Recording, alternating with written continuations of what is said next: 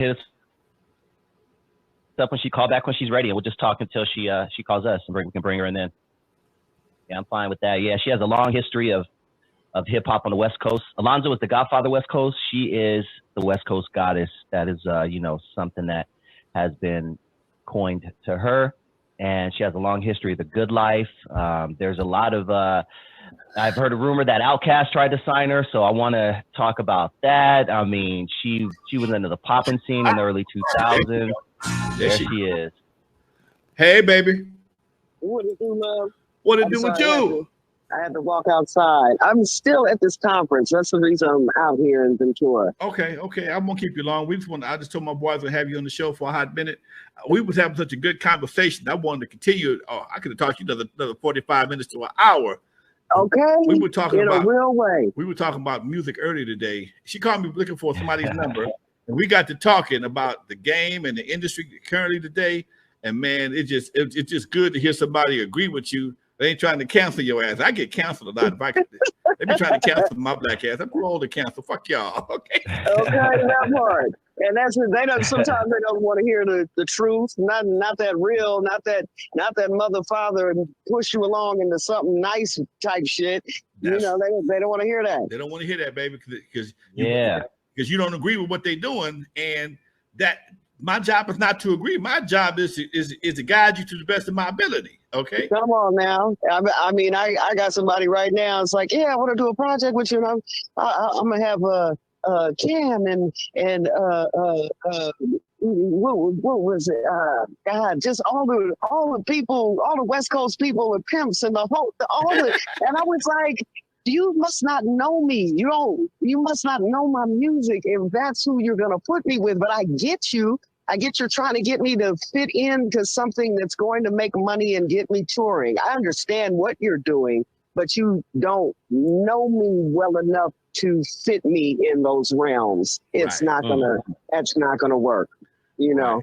Yeah. And because what happens when I have to get on stage and I'm not talking the pimp shit that Sugar Free is, and he's gonna that's not gonna fit us together. Not that I don't like this nigga. Don't get it twisted. Right. But there's a time and a place for everything, and my music does not coincide with that thought. It just doesn't. Medusa, one of my last tours was with Just Ice, Ice-T, Eazy E, and N.W.A. I'm the only non-gangster on the whole damn tour. Okay. That part. Talking about feeling out of place? Come on. Come on. Talking about brother feeling out of place. Oh my God. It was, and I knew everybody except for Just Ice, but I'm like, damn, this ain't my show.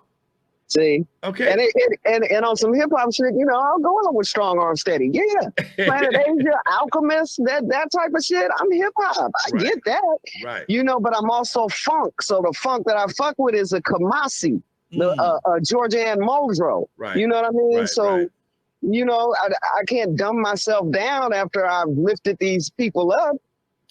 Right, and that's what we talking about today. How so many folks have dumbed themselves down just to try and find a groove someplace. Yes, and I get I've been listening to you. I've been listening to you for 30 years, and I don't know what color your booty hole is and your pee hole is, like sexy red. Exactly. What do you, as a female artist, what do you think about acts like that?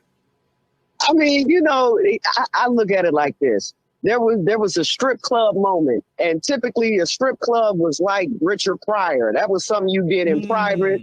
You took your wife to it. You made sure the kids was in a whole nother room if you was going to participate in it. And now it's all out in the school. Everybody can participate with the strip club. Now I'm like, well shit. What happened to that private adult moment that we were experiencing? Right. Now it's on blast and it's on any screen, and every white executive that wished they could go into a black strip club is now in it. Isn't that interesting? Like I said earlier, if you go to the black strip club, either them girls gonna break you or the boys in the parking lot gonna break your ass. You will leave that broke. But now they out executive us and got them on the screen and is able to do and move them the way they wish. And I'm like, damn, this is some strip hop for real. But there's strip hop, there's rock hop, there's a whole warehouse full of different styles of hip hop and rap. And you have to choose what room you want to stand in. It all falls under shock hop. That part. Okay. That right there. It all falls under shock hop. So the more shocking you can be, the more chance you get to stand out against everybody else. Like we talked about it earlier, it's what, 30,000 songs a day uploaded to Spotify and various platforms. Jesus. So you got to say something real stupid to get some notoriety. You just can't be a singing ass or just a rapping ass. You got to be an ignorant son bitch to get some real love. You gotta shit on the floor. You gotta when I saw Tyler the Creator the first time, and got a Gigi Allen, huh? When Tyler picked up the roach and ate the roach and threw up in the bucket, I was like, oh shit. This is where we are. Where do we go from here? Wow. But he got my attention. Hey. I'm not gonna say it doesn't work, but that's not the end all to be all. Yeah. Hey, Medusa, thank you so much for everything you've done in hip hop and just releasing great music, not just hip hop, but music in general. I appreciate I had a that. chance to follow your career back in the day. We shared a stage back in the late 90s. I think I opened for you, or you were one of the top billers, but it was definitely a pleasure to see you do your thing. But can you talk to us about the 90s for our real hip hop West Coast fans? Can you talk to us about the Good Life days and just what that experience was like, and even some of the other places around town that you performed at that were legendary? That's amazing, because the Good Life, there was a cap on cussing at the Good Life. You couldn't cuss. So you had to really test your vocabulary when you stepped up there to rock for the Good Life Cafe. And it was a health food store. You know what I mean? So we were actually learning how to treat our bodies better at the same time as testing our vocab, So I dug it for that.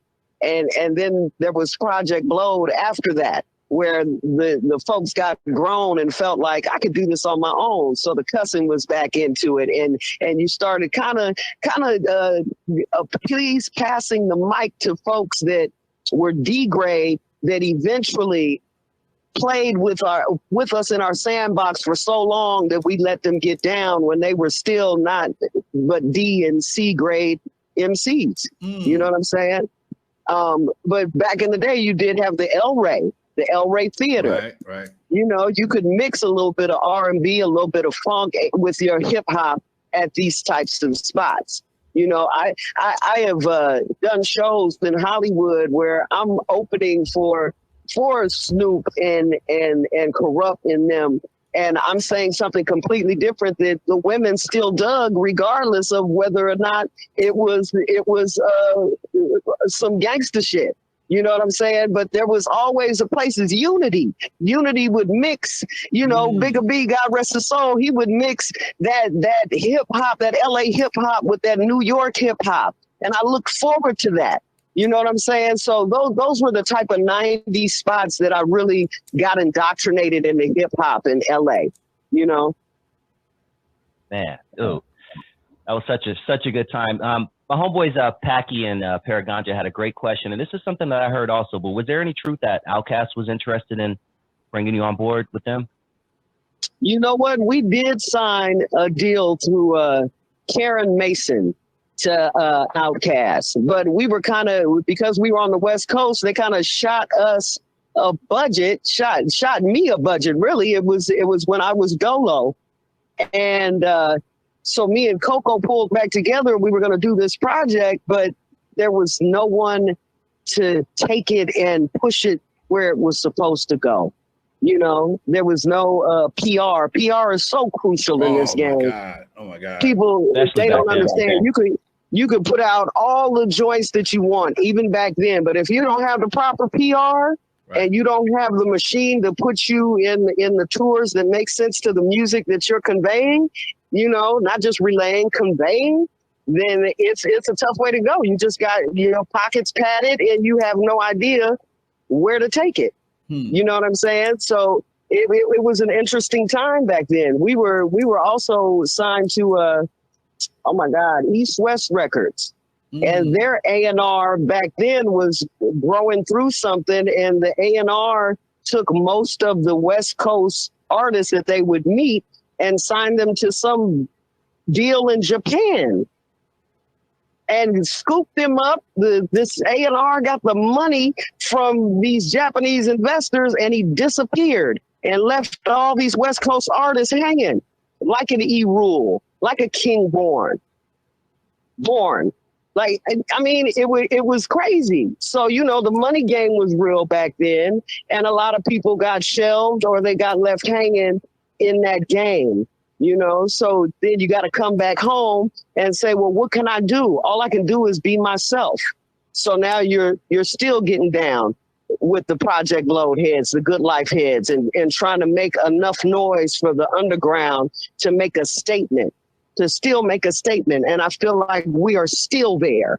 Mm. You feel me? Like when I'm gigging with a Georgia Ann, or I go and fuck with a Leela James, or perform and open for Michel'le and Cello, rock with a KRS-One, a Rakim, I eventually still am doing the Good Life and Project Load thing. Because people don't see the vision unless you lay out the vision before them in a complete sense and create your own machine to push it, because they don't know what that is.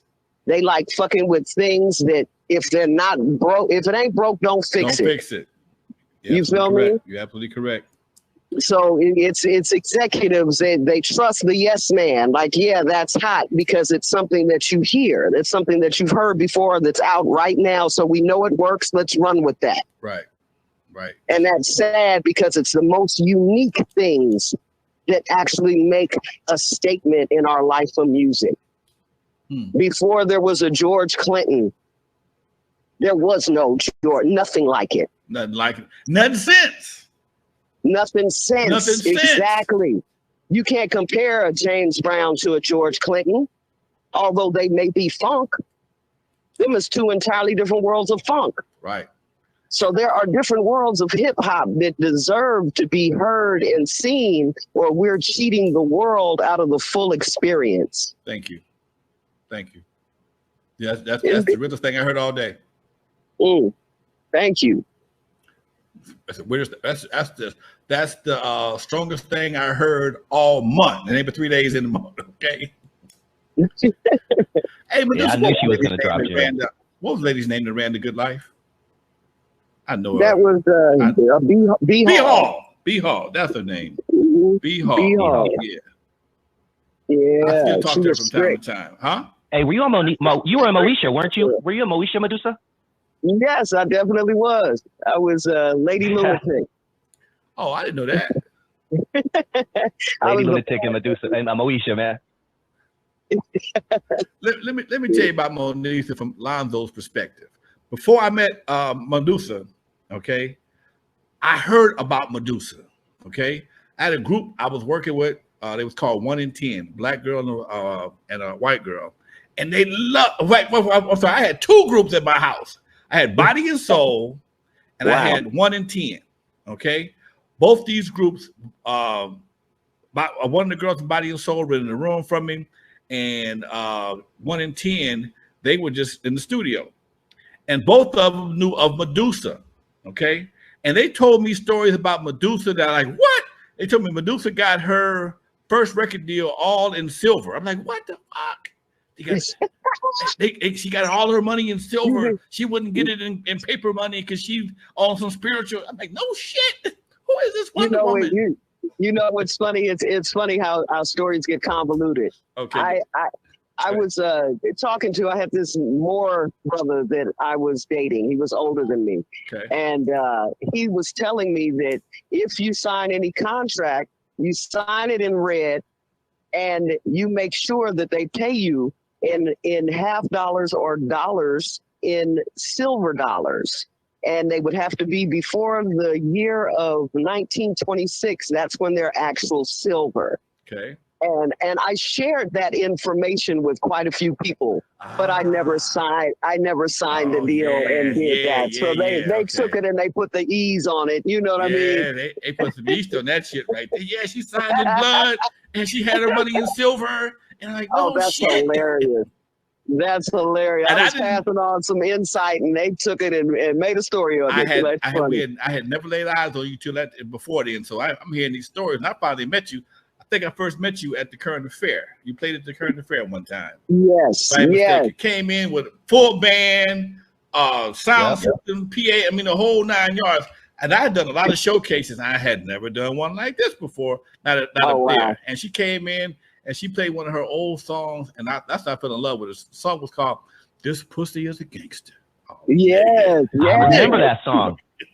I remember that. I remember that. I still perform that. You do. People won't let me get off the stage without that. That's right my there. shit. This pussy. Damn, I totally forgot about that. God have mercy. That's the coolest shit I heard for a long time. Go ahead. And if you think about that song, it's not vulgar. I'm not talking about anything but how to please a woman and how to be the best man you can be to get that. That's it. I'm not putting any no extra sexual activity has to happen in that. Okay, but you know what? You know, just the title is that's creativity. You know what I'm saying? That's creativity. That's when you take some shit and you give a story a good title and make people want to read it. That's all. Exactly. How is this pussy a gangster? And where can I get some gangster pussy? I need that in my life to make me act right. See? I'm not mad at you. I love you, Alonzo, but I got to get back in here. Thank you for calling back. Much love to you. Do your thing. Thank you, Medusa. Oh, my pleasure. And I'll talk to y'all soon. All right, be good, baby. Bye-bye. Peace. That's my folks. Hold on, Lonzo. Let me ask my wife something real quick. Hey, baby, do you have some gangster pussy? Do you have some gangster pussy? She said yes. Okay, cool. All right.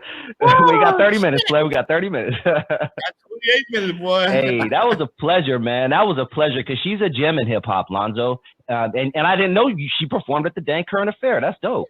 Yeah. Man, me and Medusa, once we connected, it was like two kindred spirits, dude. We always talk. I see her when I see you in person. We just post up someplace and start chopping it up. Okay. And today she called me looking for Second and None. She got some money for him. She knew I had their number. I just talked to D last week, and we got to chopping it up about just hip hop and the state of hip hop. And I said, I got to have you on my show today, girl. Just call me when you're ready. And that's what we got. Dog, D would be a great interview, man. He doesn't do many interviews. You got to get him on for sure. Hold on, let me see. Let me check my luck today because he called me the other day. Well, I'm just.